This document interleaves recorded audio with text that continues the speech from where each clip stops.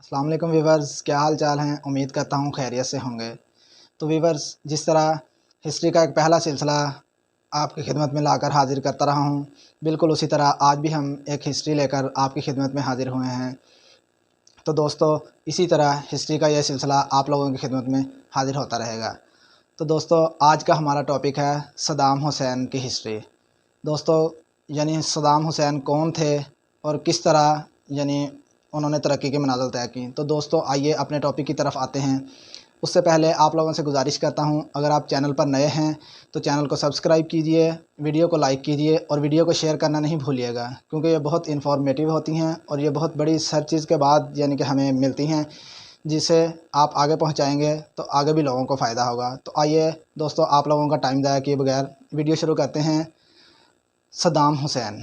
تو دوستو، Saddam Hussein کہاں پیدا ہوئے؟ صدام حسین 28 اپریل کو عراق کے ایک گاؤں میں پیدا ہوئے۔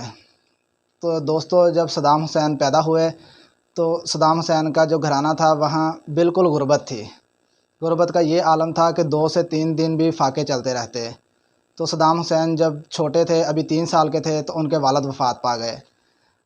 فاقے جو تھے وہ زیادہ بڑھ گئے، 4 سے 5 دن فاقے رہنے لگے۔ غربت کا یہ عالم تھا۔ تو دوستو، صدام حسین کی والدہ نے نئی شادی کر لی۔ جب انہوں نے نئی شادی کر لی تو جو ان کے نئے والد تھے، ستیلے والد جو تھے، وہ صدام حسین سے اچھا تعلق وہ نہیں رکھتے تھے۔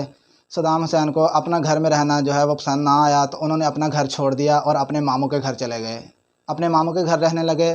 وہاں انہیں وہ ان کے ماموں نے ان کی تعلیم، ان کی نشو و نما، ان کو پڑھانے لکھانے اور ان کو پالنے کا وہ سارا پروسیس مکمل کیا اور انہیں عراق کی وہ ساری خوبیوں خامیوں کے بارے میں بتا دیا۔ تو دوستو، وہاں جو ان کے ماموں تھے وہ عراق کی فوج میں ایک اعلیٰ عہدے پر فائز تھے۔ تو بالکل اسی طرح صدام حسین نے بھی جو شروع میں ہی ایک اعلیٰ ذہنیت کے مالک تھے، عام انسان کی سوچ سے الگ مالک تھے، ایک عام انسان جس طرح سوچتا ہے اس سوچ سے ہٹ کر سوچتے تھے کہ مجھے کیا کرنا ہے، مجھے کس طرح ترقی کرنی ہے۔ تو اسی طرح بالکل انہوں نے وہ اپنے کیریئر کو اس طرح آگے بڑھایا کہ انہوں نے ایک تحریک بنائی جس پر انہوں نے بہت زیادہ ورکنگ کی، محنت کی اور اس نتیجے پر پہنچے کہ اس تحریک کے سرکردہ بن گئے۔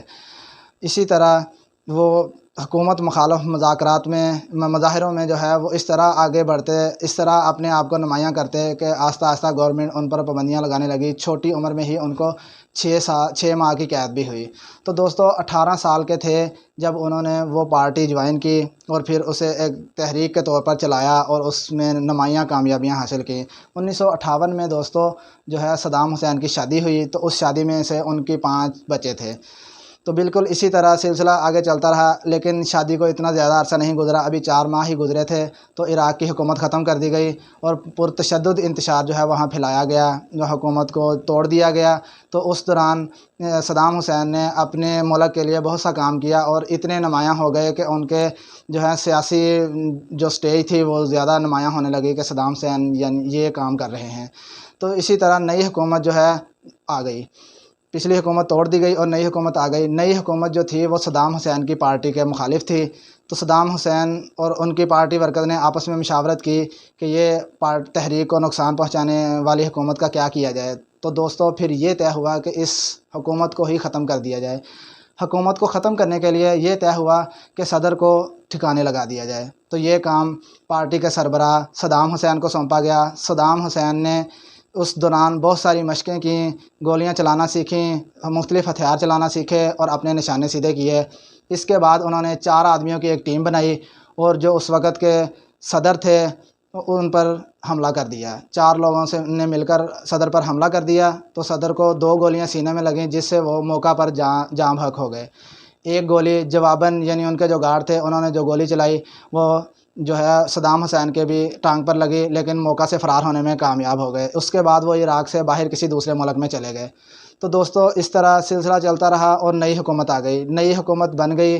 تو اس طرح کچھ عرصے بعد نئی حکومت سے مذاکرات کر کے صدام حسین کو بھی واپس عراق میں لایا گیا۔ تو دوستو، 1968 میں یہ حملہ کیا جو صدام حسین نے صدر پر حملہ کیا۔ اس کے بعد جو نئی حکومت آئی وہ 6 سے 7 سال چلی۔ اس کے بعد صدام حسین نے اپنی تحریک کو ورک کر کے اس سٹیج پر لے گئے کہ جو موجودہ صدر تھے انہیں زبردستی استعفیٰ دلوا کر خود اپنے آپ کو صدر بنانے کا اعلان کیا، اور اسی طرح انہوں نے کچھ عرصے بعد ایران پر جنگ کر دی، اعلان جنگ کر دیا ایران کے ساتھ، جو 8 سال تک جاری رہی۔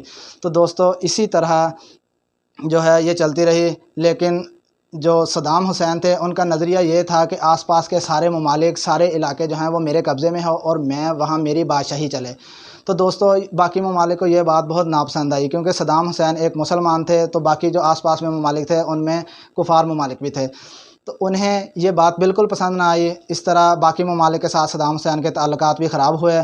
تو دوستو اسی طرح جو ہے برطانیہ اور امریکہ نے مل کر صدام حسین پر جو ہے وہ صدام حسین کے ملک عراق پر حملہ کر دیا جب صدام حسین صدر تھے، اعلان جنگ کر دیا، جنگ مسلط کر دی۔ تو اسی طرح وہ اچانک حملے کی تاب نہ لائے اور عراق کو وہ جنگ ہارنا پڑی۔ اسی طرح پھر صدام حسین جو ہیں وہ گرفتار ہو گئے۔ تو دوستو صدام حسین جب گرفتار ہوئے تو صدر بش کی امریکہ میں حکومت تھی اس وقت، پھر صدام حسین پر صدر بش کے کہنے پر ہتھیار چلانے اور بے وجہ قتل کرنے کی جو ہے وہ الزام لگایا گیا، کیونکہ صدام حسین جو ہے وہ اپنی پارٹی مخالف اراکین کو زیادہ برداشت نہیں کرتے تھے۔ جو ان کے مخالف آتا تھا اس کو پہلے پیار سے سمجھاتے، پھر اس کو ڈراتے، دھمکاتے، دھمکی دیتے، اگر وہ پھر نہ مانتا تو پھر اس کو گولی مار دیتے یا اڑا دیتے، کچھ بھی کر دیتے اس طرح، یعنی کہ اس کو ختم کر دیتے۔ تو اس وجہ سے ان کے اوپر صدر بش کے کہنے پر بے جا قتل اور غیر ضروری ہتھیار استعمال کرنے کا مقدمہ چلا کر انہیں سزائے موت سنائی گئی۔ تو دوستو اسی طرح اس پر عمل درآمد کیسے ہوا؟ اس پر عمل درآمد کرتے ہوئے جو ہے وہ 2006 میں 30 دسمبر کو صبح کے وقت، عید الاضحیٰ کے دن صبح کے وقت جب نماز فجر کا ٹائم تھا، اس وقت صدام حسین کو پھانسی دی گئی اور انہیں تختہ دار پر لٹکا کر انہیں جو ہے وہ پھانسی پر لٹکا کر دیا گیا۔ اسی طرح وہ اس دنیا سے رخصت ہو گئے۔ تو دوستو امریکہ نے انہیں کیوں اس طرح کروایا؟ صدر بش نے اس لیے انہیں کروایا کہ وہ ایک نڈر، سچے، ایماندار اور سچ بولنے والے آدمی تھے، جو حقیقت پسند تھے اور غیر ضروری چیزوں کو پسند نہیں کرتے تھے، جو جس طرح چھوٹی ریاستوں پر بڑے ممالک جو ہیں حملہ کر کے ان پر قبضہ جما لیتے ہیں، ان کو یہ چیزیں پسند نہیں تھیں۔ اس لیے انہیں جو ہے امریکہ اور برطانیہ کو اپنی حکومتوں کا ڈر پڑ گیا تھا، جس طرح انہوں نے عراق پر اپنے آپ کی حکومت بنائی۔ تو اس لیے دوستو انہوں نے ان پر جو ہے وہ غلط الزام لگا کر انہیں جو ہے وہ اس کی پھانسی کی سزا دلوائی۔ تو دوستو اس سے یہ ثابت ہوتا ہے کہ صدر جو تھے وہ صدر صدام حسین تھے جو تھے وہ کتنے بڑے لیول کے ایک صدر تھے، کتنی بڑی ان کی تاریخ تھی، یہ ان کی سچائی تھی۔ بعد میں انہیں 16-17 سال ہو گئے ہیں آج تک جو ہے وہ جب انہیں پھانسی کی سزا ہوئی تو اس کے بعد آج تک 16-17 سال کا عرصہ ایک عرصہ ہوتا ہے، وہ عرصہ بیت چکا ہے۔